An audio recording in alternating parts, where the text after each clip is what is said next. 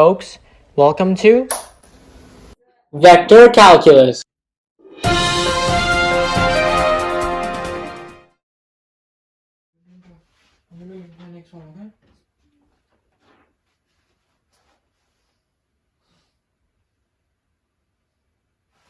Alright folks, welcome to the next lecture in Vector Calculus.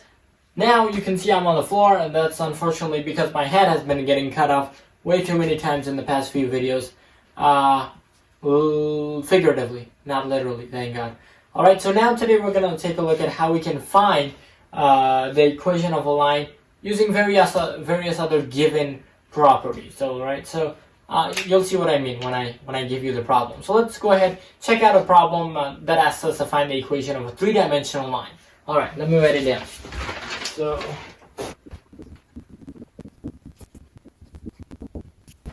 alright, so here's our question. Let's go ahead and read it. Find the point Q where the line L hits the XY plane. If L passes through this point and it's perpendicular to this plane. Alright, so how do you do this question? Well, don't go too fast, number one. Number two, you gotta recognize some stuff, right? How do I know that this was a plane?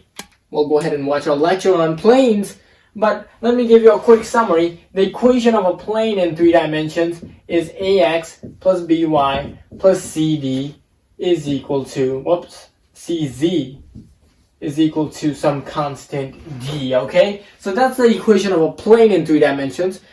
Keep that in mind so that whenever you see something like this, first thing that should pop into your head is a plane, alright? A plane in 3D. Okay. Now, how do I know that this is a point? Well, I know it's a point in 3 dimensions because it has 3 coordinates, right? So let's go ahead and write our plane down. Our plane is 3x plus 3y plus 4z is equal to 6. And what is our point? Our point is going to be 1, 4, 2. Alright, so now our goal is to find the point at which our line hits the xy plane. So let's try to visualize that for a second. Here is the xy plane. Okay, here's the xy plane. It's kind of like a flat sheet of paper.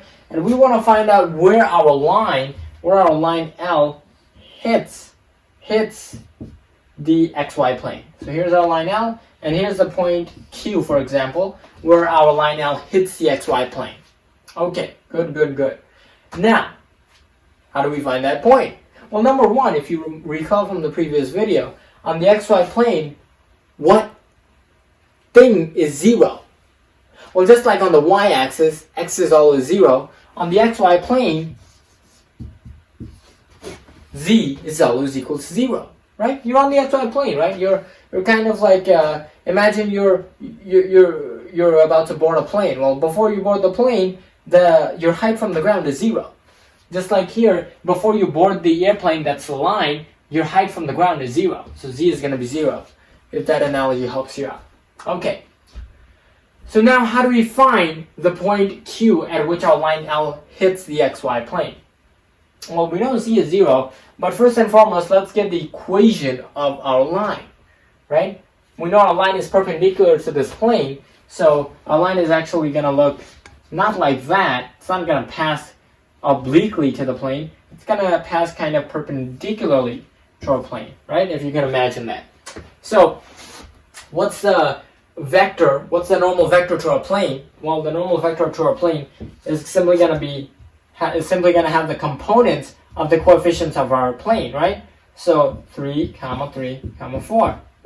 What does that mean? That means if you get a kind of sheet of paper like this, the equation of this sheet of paper is 3x plus 3y plus 4z, but the vector perpendicular to the sheet of paper has components 3, 3, 4.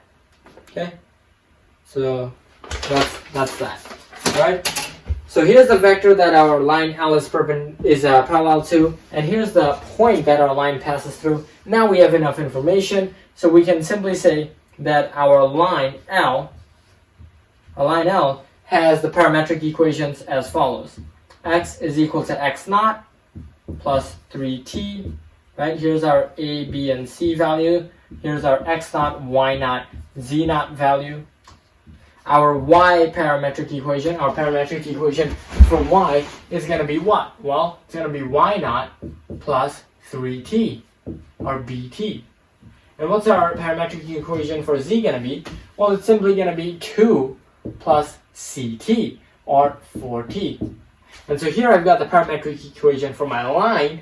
Now, I know I have to set z to 0, because I'm looking at where my line hits the xy plane. This point over here, this Q.